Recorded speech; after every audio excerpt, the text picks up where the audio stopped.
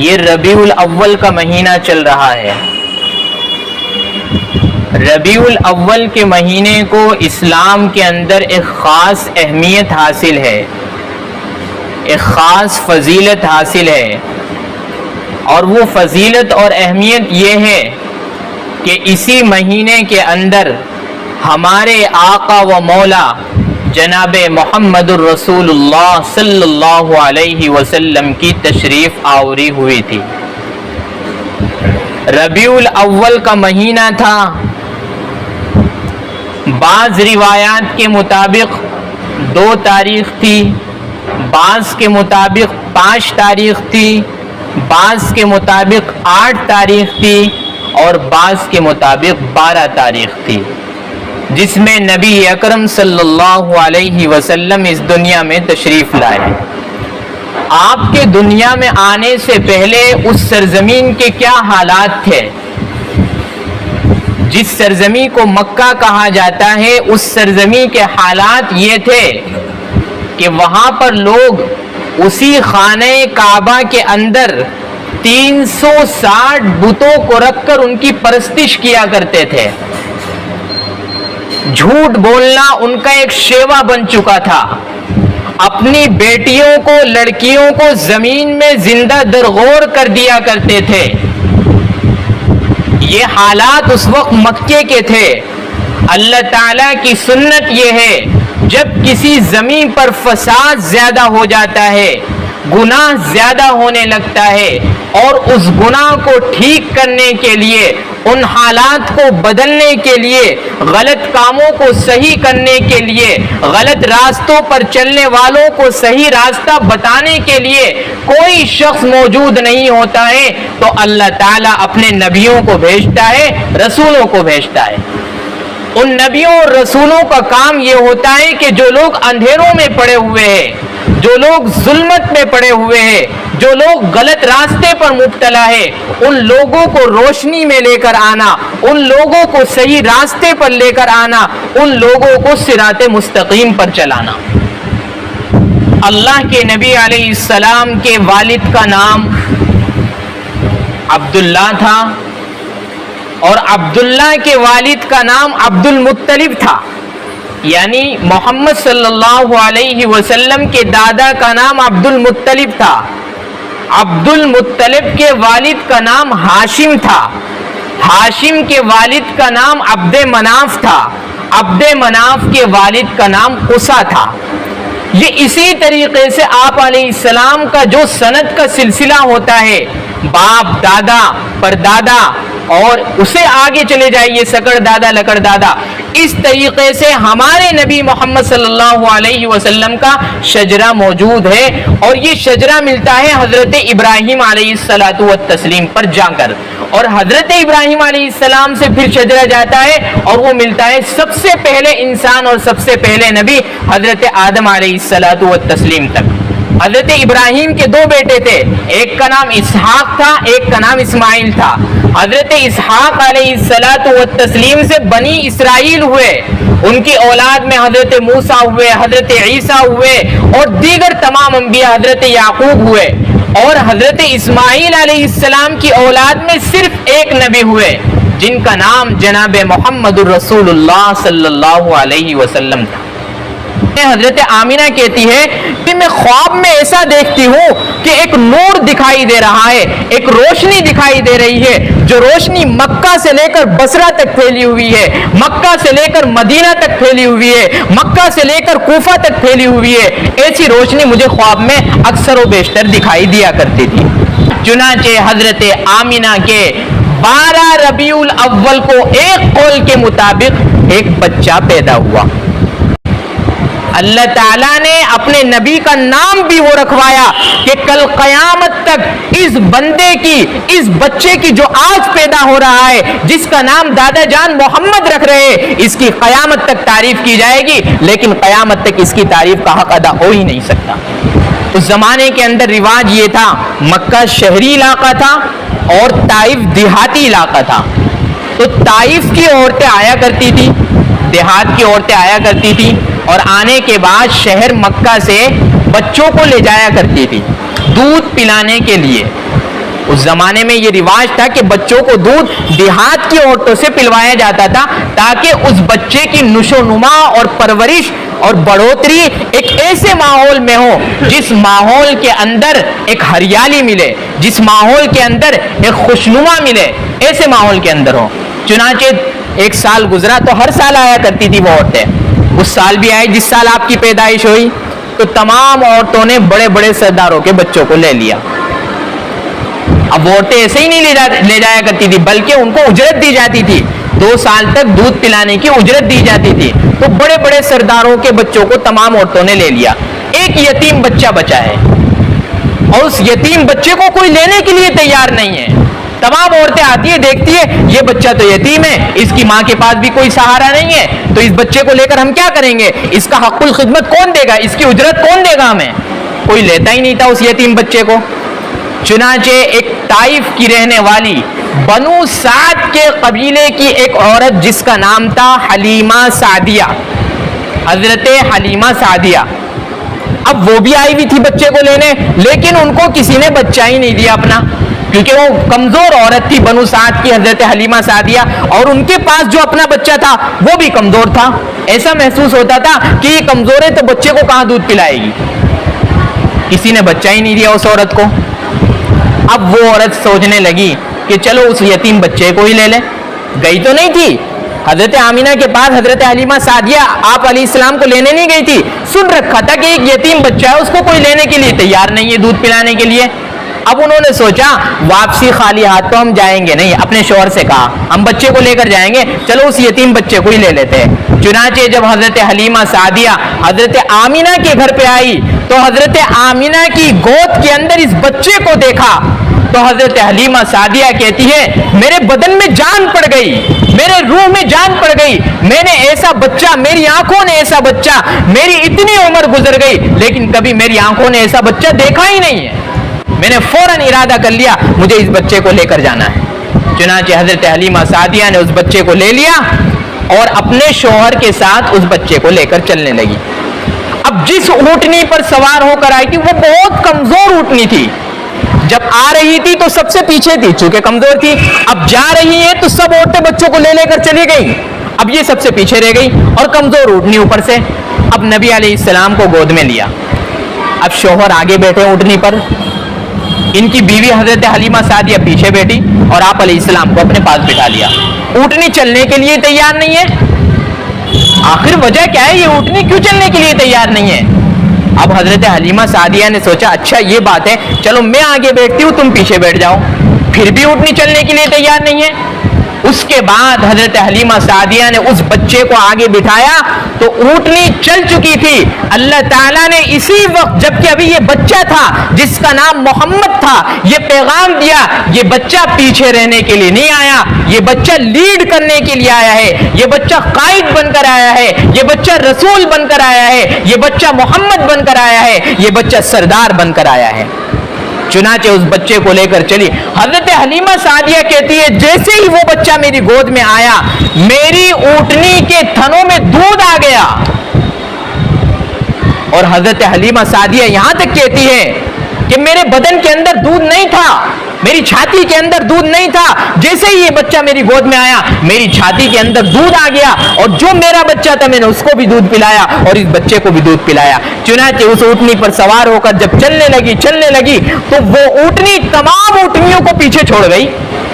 جو اونٹنیاں پہلے جا چکی تھی، جو عورتیں پہلے جا چکی تھی ان کو پیچھے چھوڑ گئی۔ وہ کہنے لگی ارے بھائی تمہاری اونٹنی تو کمزور ہے، تم سب سے بعد میں آئی ہو، تم سب سے آگے کیسے نکل گئی ہو؟ تو حضرت حلیمہ نے کہا اس میں میرا کوئی کمال نہیں ہے، اس بچے کا کمال ہے۔ چنانچہ حضرت حلیمہ سعدیہ اس بچے کو لے کر طائف پہنچ گئی، اپنے قبیلے بنو سعد کے۔ طائف دیہات کا علاقہ تھا اس زمانے میں، آج کل تو طائف بھی شہری علاقہ ہے۔ طائف پہنچ گئی اور وہاں پر اس بچے کی پرورش ہونے لگی۔ 2 سال تک حضرت حلیمہ سعدیہ نے اس بچے کو دودھ پلایا۔ اب 2 سال کی مدت پوری ہو گئی، حضرت حلیمہ سعدیہ اس بچے کو لے کر مکے آ گئی اور مکے آ کر کہنے لگی اے آمینہ بی بی میں اس بچے کو لے تو آئی ہوں لیکن میرا دل گوارا نہیں کر رہا میں اس بچے کو تمہارے پاس چھوڑ جاؤں، بلکہ آپ کچھ دن کی کچھ سالوں کی مہلت اور دے دیجئے مجھے تاکہ میں اس بچے کو اپنے پاس پرورش کروں۔ حضرت آمینہ نے کہا، والدہ نے کہا کہ اس بچے کی شان ہی نرالی ہے، ٹھیک ہے جاؤ لے جاؤ۔ پھر اس کے بعد لے گئی، 2 سال پورے ہو گئے آپ علیہ السلام کے۔ اس کے بعد جب آپ علیہ السلام کو لے گئی تو آپ تقریباً 3 سال کے تھے، اور 3 سال کے تھے اپنے رضاعی بھائیوں کے ساتھ کھیل رہے تھے جنگلی علاقے میں، بکریاں چرا رہے تھے، بکریوں کے ساتھ بچے چلے جایا کرتے تھے۔ 3 سال کے تھے آپ، تو اتنے میں ہی آپ علیہ السلام کے ساتھ جو لڑکے تھے، بچے تھے، انہوں نے یہ ماجرا دیکھا، کچھ بڑے بھی تھے کچھ چھوٹے بھی تھے، انہوں نے یہ ماجرا دیکھا کہ 2 شخص آئے، اور 2 شخص آنے کے بعد اس بچے کو، جو مکے سے آیا ہے ہمارا بھائی، ان کے تو بھائی لگتے تھے آپ علیہ السلام، اس بچے کے سینے کو، اس بچے کو لٹایا اور اس بچے کے سینے کو چاک کر دیا، اور چاک کرنے کے بعد دل نکالا، دل نکالنے کے بعد زمزم کا ایک تشت رکھا ہوا تھا، اس میں دل کو ڈالا اور دل کو دھو دیا، اور اس دل سے ایک نقطہ نکال دیا، اور اس دل کو پھر اس کے سینے پر رکھ دیا، پھر اس کے بعد اس کو سی دیا۔ اس زمانے میں آپریشن کا تصور نہیں تھا، آج کے زمانے میں تو ہے آپریشن کا تصور کہ آپریشن کے بعد بھی آدمی زندہ ہو سکتا ہے۔ تو ان بھائیوں نے جا کر اپنی اماں سے یہ کہا، یعنی حلیمہ سعدیہ سے یہ کہا، ہمارے مکی بھائی کو قتل کر دیا گیا۔ ان کو کیا معلوم تھا یہ آپریشن ہو رہا ہے ایک طریقے کا، انہوں نے جا کر یہ کہہ دیا اپنی ماں سے اور اپنے باپ سے کہ ہمارے مکی بھائی کو قتل کر دیا گیا۔ اب فوراً ماں باپ حلیمہ سعدیہ اور ان کے شوہر آئے اور آ کر دیکھنے لگے تو آپ علیہ السلام ایک جگہ پر کھڑے ہوئے اور خاموش کھڑے ہوئے اور غمگین کھڑے ہوئے، سہمے ہوئے کھڑے ہوئے۔ تو پوچھا، محمد تم یہاں کیا کر رہے ہو، کیا بات ہے، کیا پریشانی ہے؟ تو آپ علیہ السلام نے پورا ماجرا بتایا،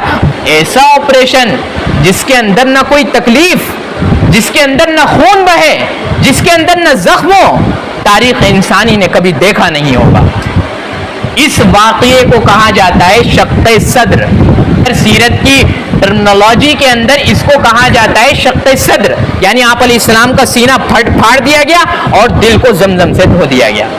اب گھبرا گئی والدہ جو تھی، والدہ یعنی رضائی ماں،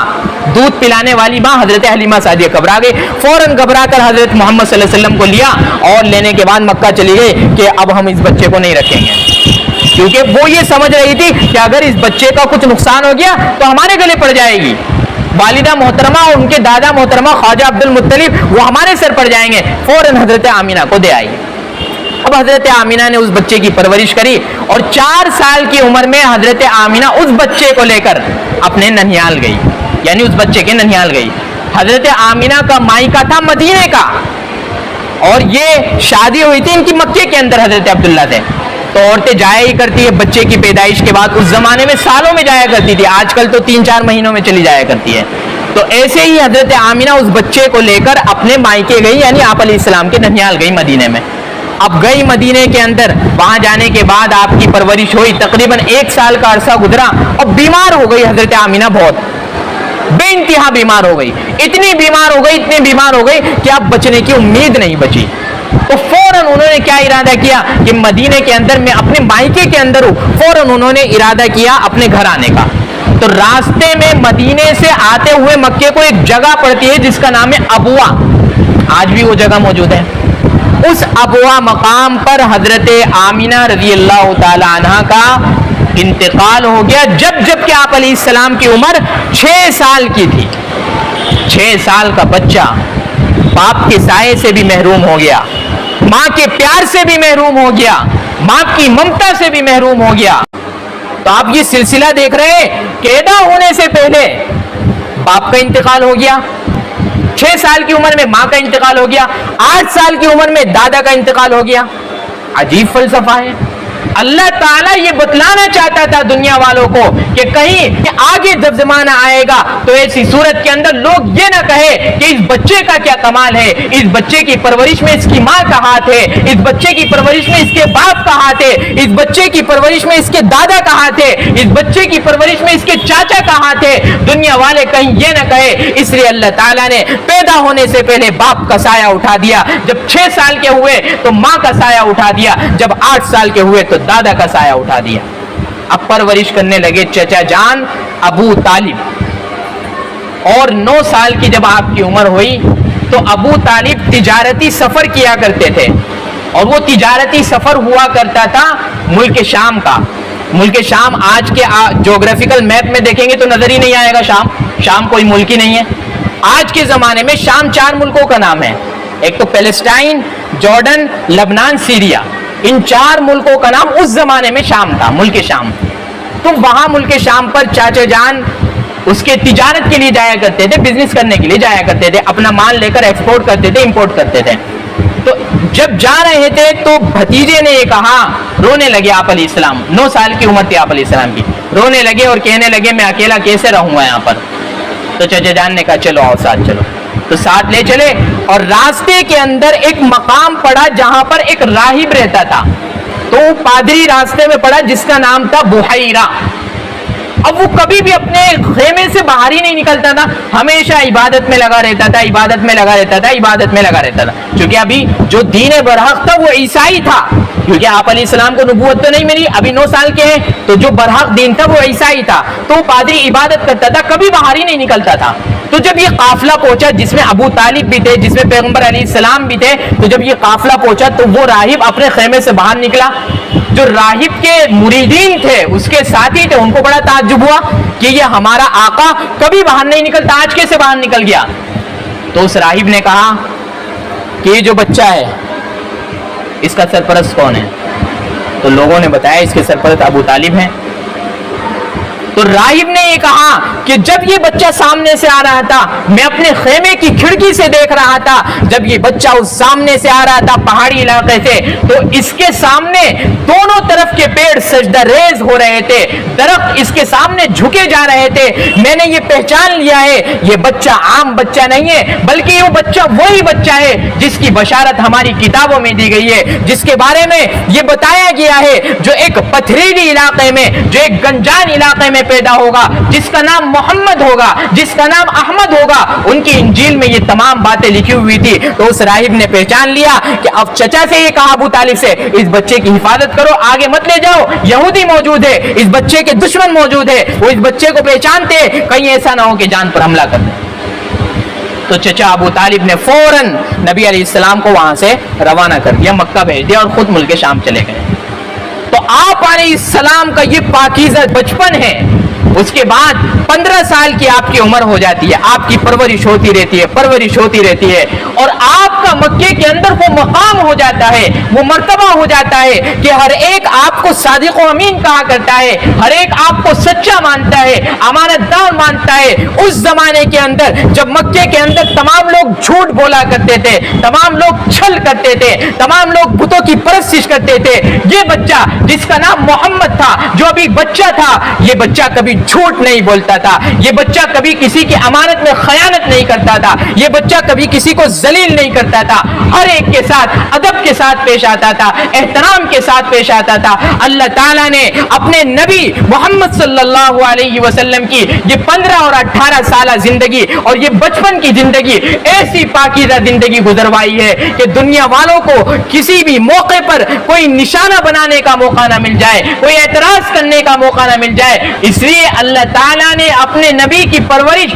بذات خود کری ہے، اس لیے کہ اللہ تعالیٰ کو اس بچے کو آگے چل کر 40 سال کی عمر میں نبی بنانا تھا، پیغمبر بنانا تھا، دنیا میں انقلاب برپا کروانا تھا، ایک نیا نظام پیش کرنا تھا، جو نظام عادلانہ ہوگا، جو نظام انصاف پر مبنی ہوگا۔ اس بچے کو رحمت بنانا تھا، اس بچے کو کل قیامت تک آنے والی انسانیت کے لیے ایک آئیڈیل بنانا تھا، ایک ماڈل بنانا تھا۔ اس لیے اللہ تعالیٰ نے آپ علیہ السلام کی یہ 15 اور 18 سالہ زندگی ایسی پاکیزہ زندگی گزاری ہے جس کی تاریخ انسانی کے اندر کوئی مثال نہیں ملتی ہے۔ اللہ تعالیٰ ہم سب کو عمل کی اور سمجھنے کی توفیق عطا فرمائے۔